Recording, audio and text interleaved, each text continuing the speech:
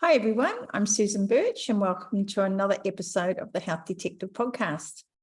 And today I welcome back my friend Annica Strandberg-Schmidt, who we've spoken to a couple of times before, and we're having a Q&A in a few weeks again about sugar addiction.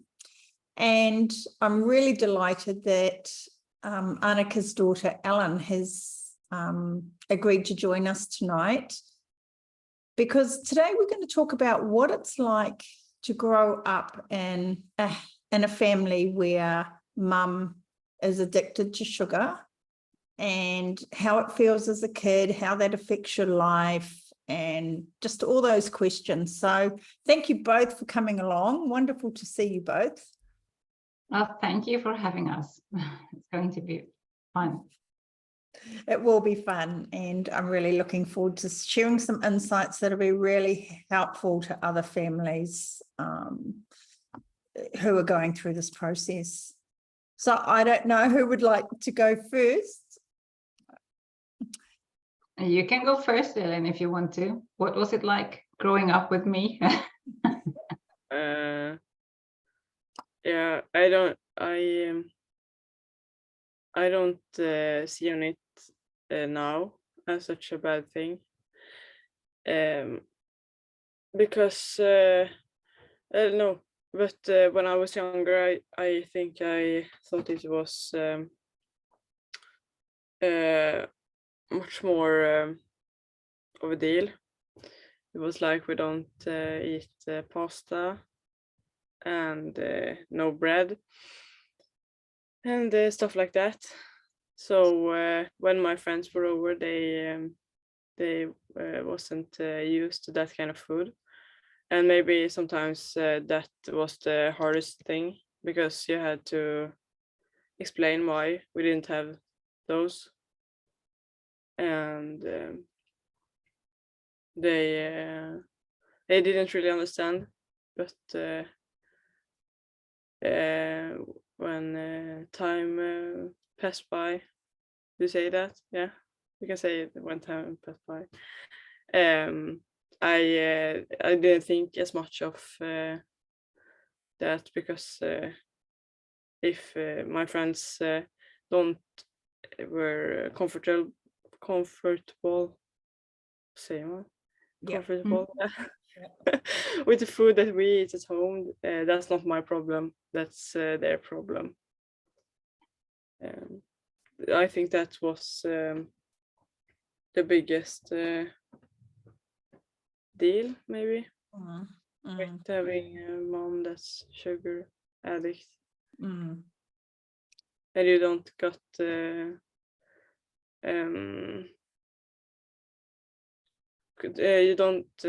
got to eat candy and chips and soda every day. Maybe a little bit on Saturdays, but I think that's a good thing, because it's not so good for you. My mom has taught me. So did you understand what being a sugar addict was when you were younger? I'm sure your mum explained it to you, but did you really understand the difference in what being an addict actually meant for her? Yeah, I think it depends on which age, but I think I've always understood that what it is. Maybe not in the same way as today, because when I was younger, I just thought that she was just couldn't stop eating candy if she ate it again. But it's not just candy, and I think it's a lot bigger than just don't eat candy. It's not to eat candy. But I think I've always known in some ways what it means.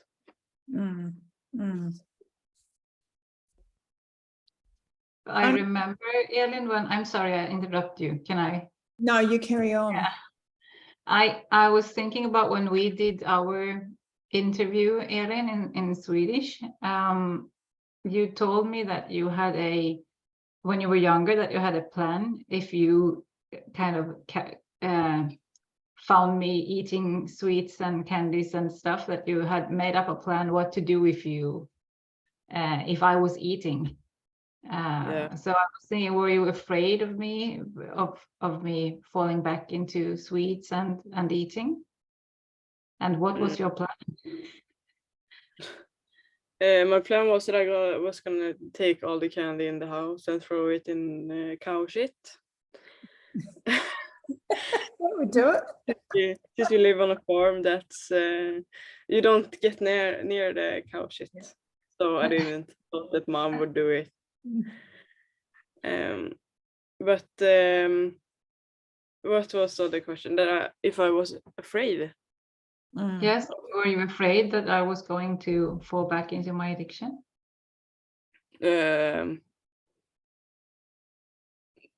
Yes, I think so, because I've seen picture of you when you were in it, and you didn't. On the pictures, you didn't seem to feel so well. It's if you take those two pictures and hold it between next to each other. Yes. You can't say that it's the same person. But I think I've always known that if that would happen, I would know who to call, and I know it can be fixed. It's not something that will stay damaged forever. If you would fall back. But I think I was a little bit mad at you. You were mad at me for having an addiction? If you would have fallen back. Oh yes, and of course. Candy and stuff. I think I would have been mad. And were you mad at mum for having the addiction in the first place, or did you just accept that that was just how she was? If I tried to change her? Oh, were you mad? Were you upset with her that she had this addiction, and so it made life different for you than for your friends? I think we haven't discussed it so much. About, nu fattar jag inte. Can I just briefly explain to her in Swedish for her? Om du var arg på mig för att jag har ett beroende och att det påverkade dig liksom. Ja. Mad, vad konstigt det. Were you mad at me? I think she was. Yeah. For you. Yeah. Maybe, also, not, I don't was mad at you. I don't were mad at you in the way you think I was. I didn't. I don't remember reflecting on it so much, but I think I was a little bit mad, and because when you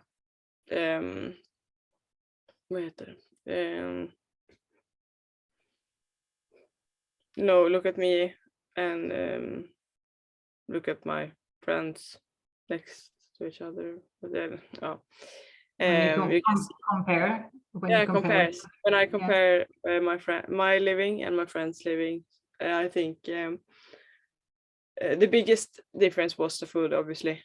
And I don't remember really being mad, but I certainly was when we didn't have, when like my friends asked, do you have some pasta that we can cook? And I'm like, no. This was ages ago, but then I got a little bit mad because we didn't have any pasta, and it's hard. I think it was hard to explain why every time, Mm. And of course, in the heat of the moment, sometimes when I want a candy and I didn't get any candy, I think I was mad at you, but I'm not mad at you overall. And I don't think I was so much. No. I think we have had other conflicts. Yeah, this But- that wasn't the biggest conflicts. No. No, but as I remember it also, and what I see from my youngest daughter now, she's turning 13 this December. It's also, I think the biggest issue for my children has been when they're having friends at home. Who don't have pasta or bread or anything. But right now we're having that, because when I mean, Elin, she was 3, and my son, he was 1 when I started my recovery. And to begin with, I couldn't have anything at home because it was triggering, and I couldn't, if I had a craving, I would head directly for the drug food for me. But now it's a difference. Now I don't, if I'm having a craving, I can handle it. I call someone, I go for a walk, I drink something. I mean, I have so many tools now. And usually I don't even see it. I mean, I can open the refrigerator or the cupboard or anything, and it's food in there that I don't eat. And I know when I see it, I mean, if I open the cupboard and I see the bread or whatever, and I really see it, then I know it's time for me to call someone, because I have to take care of that. But that's a big difference. Now I don't care about it, but then it was too close. I was too close to the drug food. Yeah. So the kids would have been too young to remember the really negative effects that it had on you, that you shared with us in that first podcast that we did. So they wouldn't be aware of that, would they? No, I don't think they remember me being an active addict. I think maybe they're, I don't know, unconsciously know what it was like. But I mean, the things that I did to get to eat my drug food alone, it was, I don't want to be that kind of mother. So I'm so happy that I'm in recovery. Yeah. So are any of the kids addicts? Elin, do you have a problem with sugar addiction yourself, or you're okay with sugar?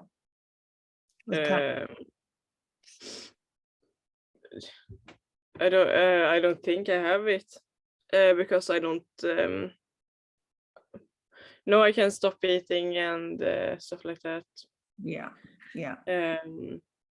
And I enjoy the food that mom makes at home, and I don't need any like bread and pasta to survive. It's just much easier to cook than roast beef. What's it called? Than red meat. It's easier to cook pasta than making red meat or cook a dinner. Gosh, isn't it? No, I find it the opposite. The thought of having to cook, pasta or something like that. I'm just like, oh, it's so much easier to cook meat. Yeah. You just put it in the oven and you leave it there. Take it out and then you eat it. Yeah.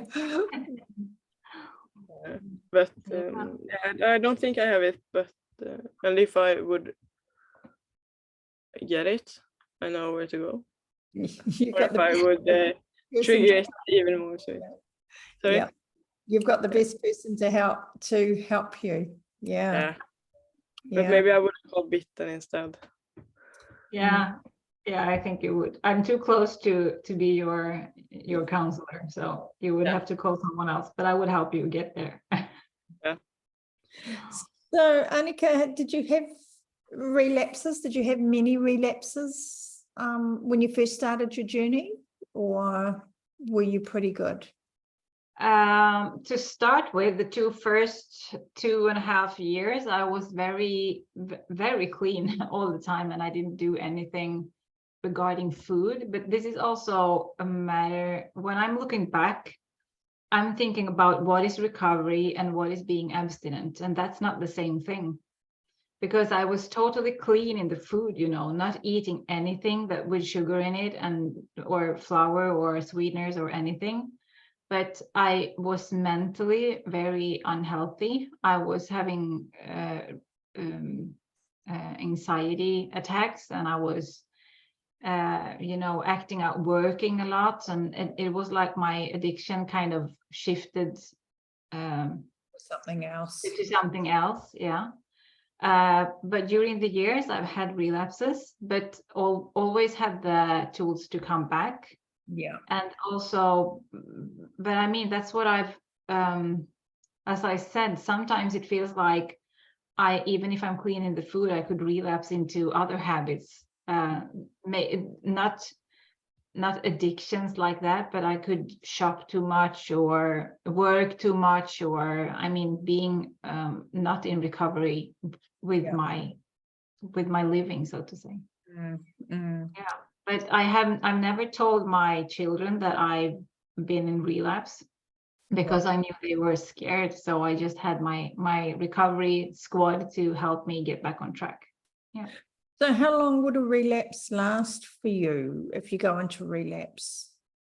Well, that depends on what it looks like. I mean, sometimes it can be only a day, and sometimes it can be a week, and sometimes it can be like, I mean, if I'm not steady, that can last for a month, and it doesn't have to be that I'm sitting eating stuff. It can be unsteady. I mean, eating something not really good and staying off sugar and flour, but maybe eating too much fruit or too much berries, because I can't handle that.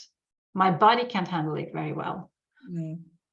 So from 1 day to 1 month, it depends on what it looked like. It's so difficult to describe it because relapse is so different from person to person, and it doesn't have to mean that I'm sitting down eating sweets and breads and everything.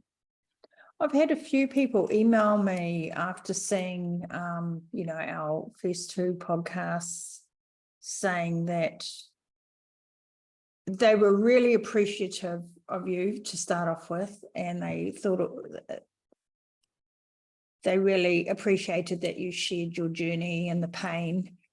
And they said they really feel that they are sugar addicts, and that they have to be so tightly controlled, and they just can't let one thing go wrong. And one of the biggest things for them was having the right food, you know, that if they came home and they didn't have the food they needed, that would be a real trigger to make mistakes. And that living in a family where they've got children and a husband who don't want to eat that way and don't really understand that compulsion and the need to change their eating, that they just find they're really good for a few months, and then it all just goes out the window for them. Yeah, but it doesn't have to go out of the window totally. I mean, I can understand, and that's what I was saying, you know, to start with, that I couldn't have any of the stuff at home really, because to start with, my kids and my husband, they were eating bread, but they could have slices of bread in the refrigerator in the barn, so to say, so they could fetch whatever they were eating but not leave it in front of me. Yes. But I always had to prepare, you know, and sometimes that felt like I don't do anything else but planning my food, and I was sick and tired of it. But then when I was looking at the other values that I really had from being in recovery, my mental health, my physical health, my relationships and everything, it's so worth doing the job that you are doing. And even if I made a mistake, I am not the mistake. I'm not the mistake. I made a mistake. And you don't have to, it's a saying, I don't really know it in English, but if you dropped one egg on the floor, you wouldn't take the whole package and throw the other eggs after, you know. So if you do one slip or something, you just get back on track. And it's not a big deal, as long as you don't fall into the chocolate river and you can get up by yourself, because I always had support. always had support. If I did something wrong, call someone, make new plans, make sure you have good food. I mean, for now, I'm going to work the rest of the week full time. And right now I'm preparing, I have chicken in the oven. I've made some pork chops and planning to do some other food. So I have food when I go to work, and I'm going to share it with Elin. And also when we come home. So I have food prep to do all the time. But when I've done that, I'm safe and I can just keep on living. And then you can be relaxed about it. Yeah. There's two things in there that I really love how you said you're not the mistake, you just made a mistake. And and I think that's something that, you know, all of us can take away really is, you know, sometimes we just make mistakes. And that doesn't have to be the end of the world. We can just start again. And then having that support person. So, you know, for people who are only just learning about sugar addiction and learning, you know, that it is a real thing and how harmful it is, I know they can reach out to you and out to the, you know, Bitten's organization, and there's lots of skilled and trained people. But how would they find and talk to someone closer to home that they could just pick the phone up and ring quickly in that situation? You have 12 steps groups all over the world where you can find support, and anyone attaining being a part of a 12-step group will happily answer a call. So if you look for OA, Overeaters Anonymous, or FAA, Food Addicts Anonymous, that's where you can start look for support, support groups, really. Right. To start. Yeah, I think that would be the easiest. Yeah, I'd intended to look up the 12-step groups the first time we talked, and I don't think I did it. So I'll make sure I do that, and I'll put some links in the show notes for that, because I think it'll be really helpful for people to be able to know where to go. Yeah.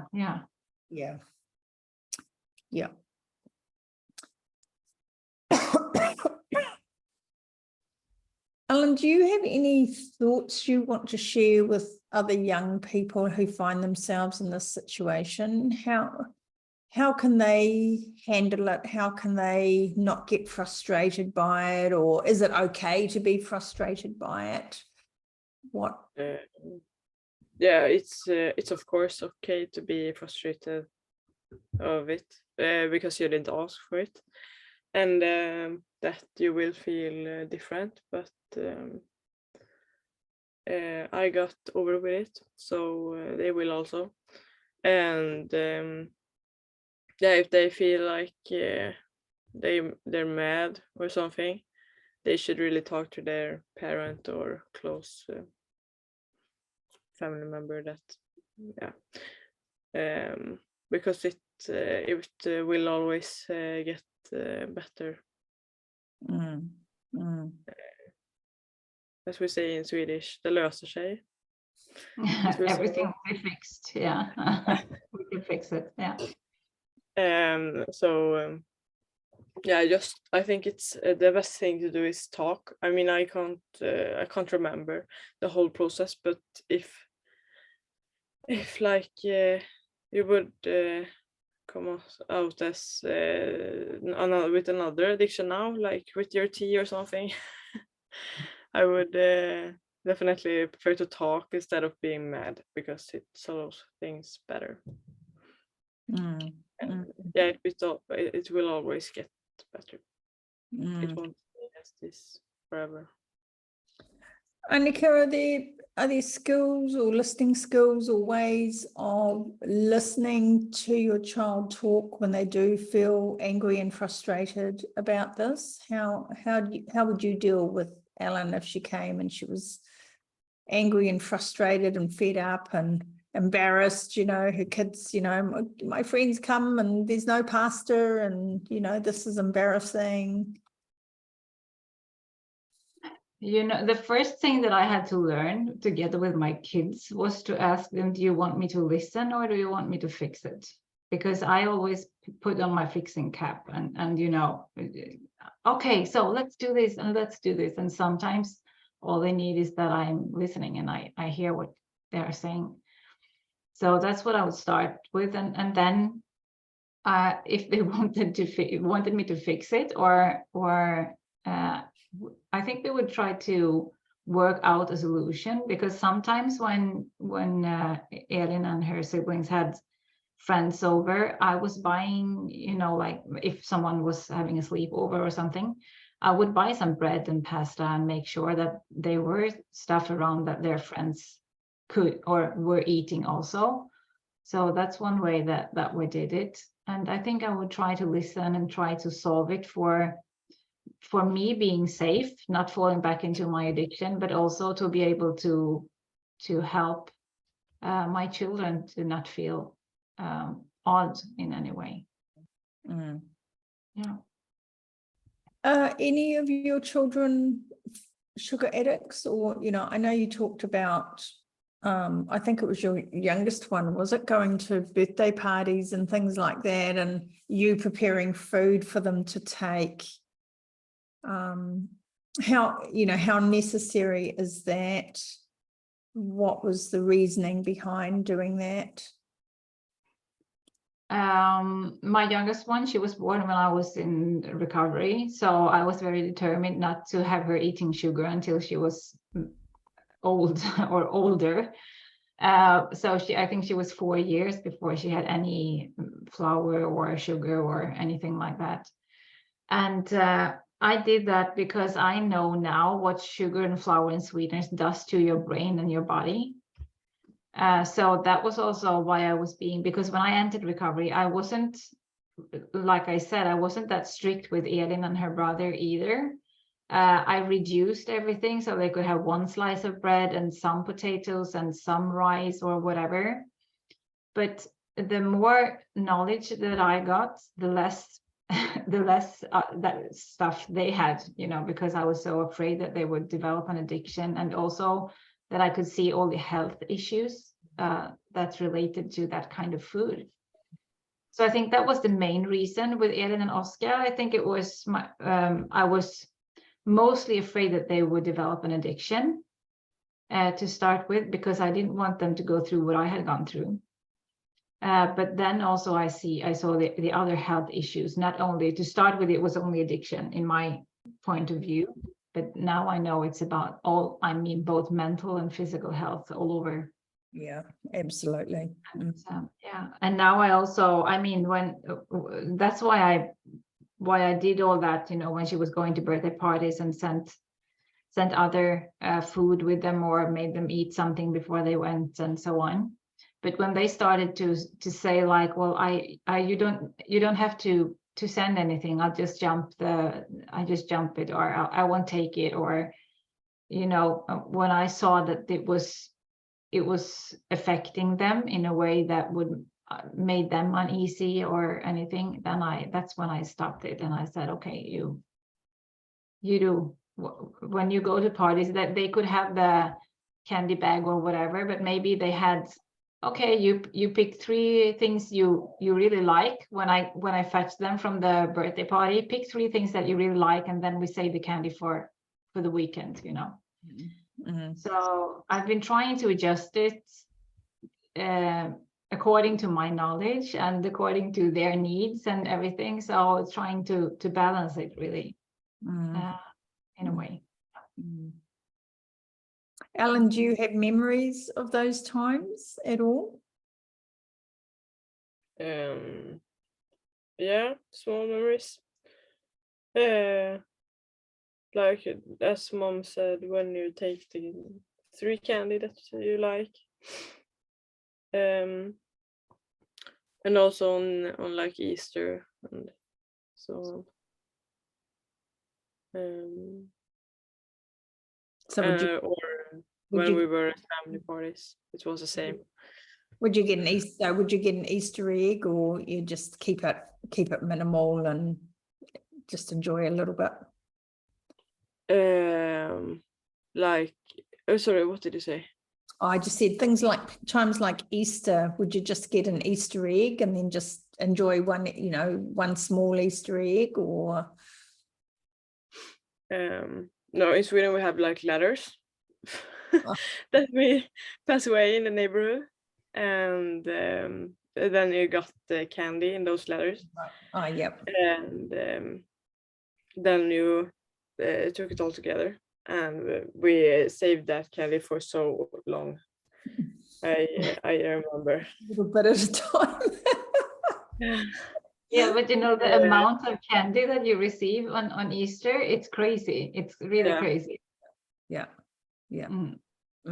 But also, I mean, in the beginning with the Easter, in the beginning of the day or during the night until Easter evening or Easter day, I don't know how to say it in English, but I always, well, the bunny, the Easter bunny, always came with a big Easter egg, and that's made of paper and you know, hard paper. Yeah. And instead of bringing a lot of candy, the Easter bunny would bring a small gift of some kind instead. Yeah. Or the older they got, the more expensive the gift was.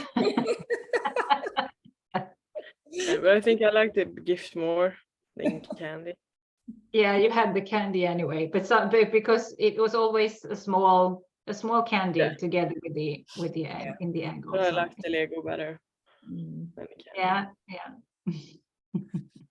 So, Elin, what thoughts would you have for other young people? Have you got anything you'd want to share with them? About Yeah, sugar. just managing it, living in a family where someone is a sugar addict, even if it was a brother or a sister or, you know, a parent or a grandparent. Yeah, as I said earlier, maybe also maybe the best thing is to do is talk. Yeah. And with your family and the other family members. I mean, me and my brother, we talked about mom. Yeah. Not in any negative way, but I hope you did that also, because you need that sometimes. Yeah, when we were smaller, but not anymore. Yeah. Now we just talk about how to, we just talk. And I think that easier it up a bit talking. Not just to mom, but other family members also. But I think I only talk to it with my brother, not so much with the other two. But yeah, you should definitely talk if you have to talk. You should talk. Yeah, it sounds like those support networks are so incredibly important, aren't they? Yeah, they are. And I also think, I'm thinking about it now when Elin is talking, that it's a shame that you don't have the support groups for families, really, because I mean, I have an addiction and that affects my husband and my 3 kids and my mother and father-in-law, my parents. I mean, maybe they don't have, they haven't been involved, but I mean, somewhere to go to ask questions that doesn't affect me. And like talking, I mean, I know, like, I mean, if I had alcohol or heavier drugs for an outlet, then you would have support groups even for families to be able to talk what it feels like and how it affects you and everything. And I mean, it's the same disease. You still have to have support groups. And Elin and Oscar, her brother, they had each other to talk to. But if you have only one child, who can they talk to? Because you don't go to your friends to talk about sugar addiction, because it's I mean, people don't know what it means to have a sugar addiction, especially not young persons. And I think often young people kind of want to hide some of that stuff that's happening in their family. You know, if their mum or dad was an alcoholic or a drug addict, you know, kids often want to protect their parents and hide that they feel their family is different from other families, rather than come out and actually openly discuss it. But I think that's very important as a parent. I mean, I've been talking to my kids about it all the time in the level where they were. I mean, now my kids know that I was suicidal when I was active in addiction, but that's not what I told them when they were 5 and 7. I mean, that's not their level. But I also have a lot of friends in recovery from drug addiction, and also their kids. I know that when our kids meet in the same age, they talk about addiction, and it's lovely to hear it, because they're just like blah blah blah blah blah, you know, talking about it like it's no issue. Yeah. And really it is no issue. It's just a disease, and they can't help that we are having it.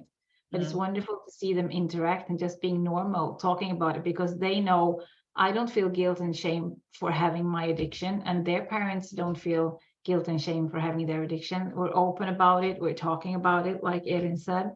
And I think that's very crucial for lifting the shame and the stigma about addiction, really.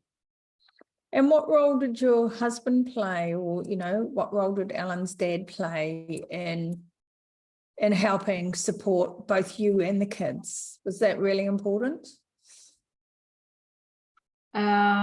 He's been working a lot, you know, so I think I had the heaviest burden, really, but he was supporting me so I could do what I needed. When I was having my treatment, I couldn't go to work as I used to in the barn with the cows and everything. So he had to work by himself for 2 or 3 months. So he did that for me, and also being supportive with, you know, with the bread and taking away pasta and hiding it or putting it in places where I didn't have it in my face. And I was making phone calls, I was going to meetings, I was planning the food, you know, but he gave me space to do that. And sometimes I've been upset, you know, that he didn't help me fixing the food or whatever. But when I look back at it, he made space without asking a lot of questions.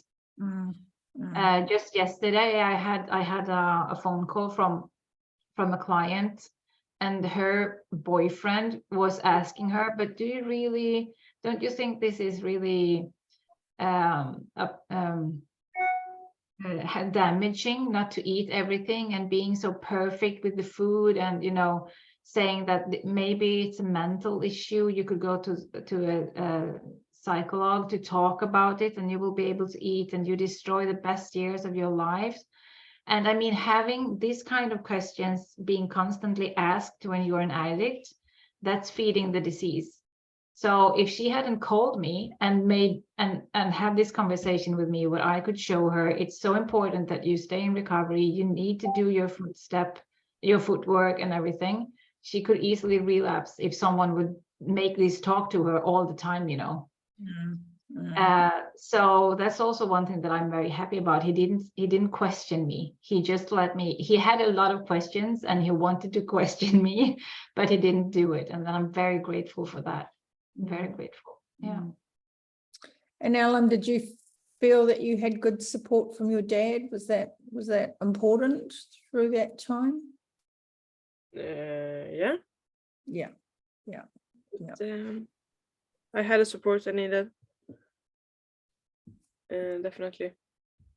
And did you talk to your dad about mum's food addiction, or was it really just your brother that you and your brother that sort of talked about that?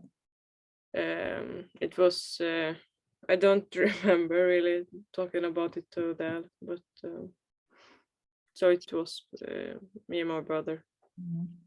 Nice to have that really nice close relationship to be able to do that. Yeah, in periods. They're siblings, they fight and then they talk. Yeah. That's what siblings are supposed to do, eh? That's like normal healthy families do that stuff.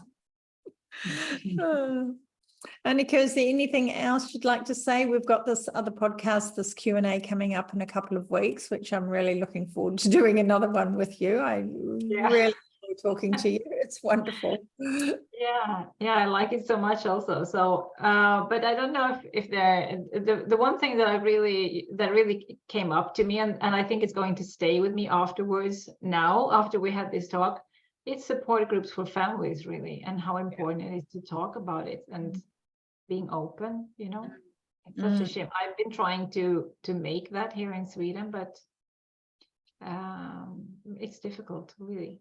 Mm. But I think it is important to be able to talk to your kids about it and not being shameful. So I think to removing the shame and the stigma and being able to tell that you are an addict, a sugar addict, no matter who. I mean, to me, I don't, it's like telling someone my shoe size or how tall I am or whatever. But I know a lot of people, they don't want to tell anyone that they're having a sugar addiction.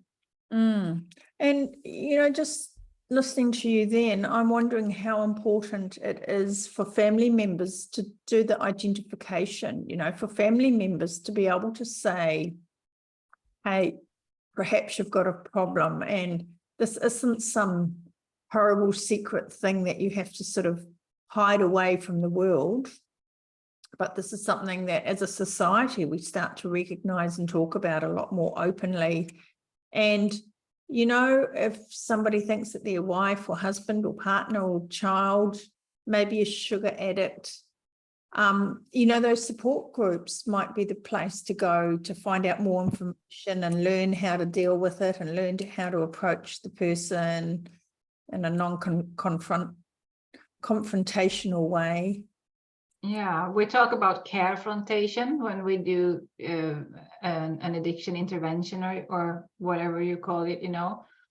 But you can do it with care, you know, saying I'm concerned about your health. Do you think, I mean, if you go to an addict and say you need to stop and you shouldn't do this and you shouldn't do that, then you certainly will crash, you know.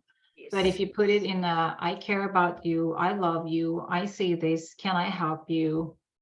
I mean, that's another way of dealing with it. So I think it would be important, very important for people to know where to go to ask for help for themselves and maybe for the addict. But usually if the addict doesn't have insight themselves or accepted that they're addicted, it's the family that needs support in that case. You can't change an addict that doesn't want to accept it or make the change.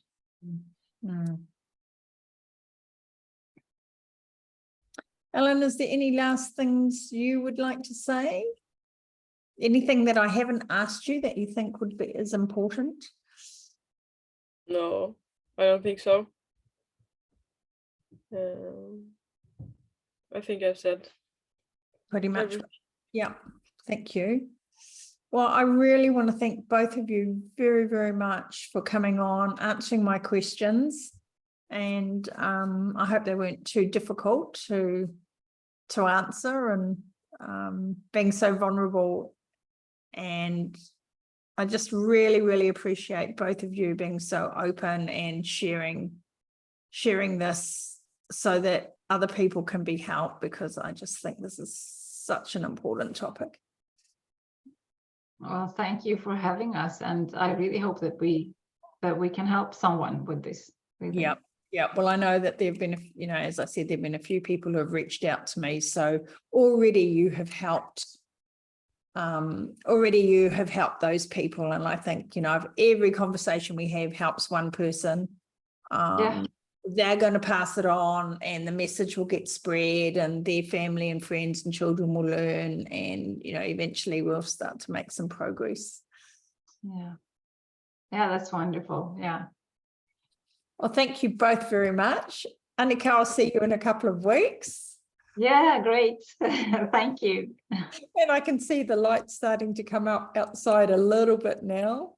Yep, finally. You can go outside and get that sunshine in your eyes now. Yeah. Elin, wonderful to meet you again, and thank you so much. And I hope you both have a wonderful day. Thank you. Yeah, thank you.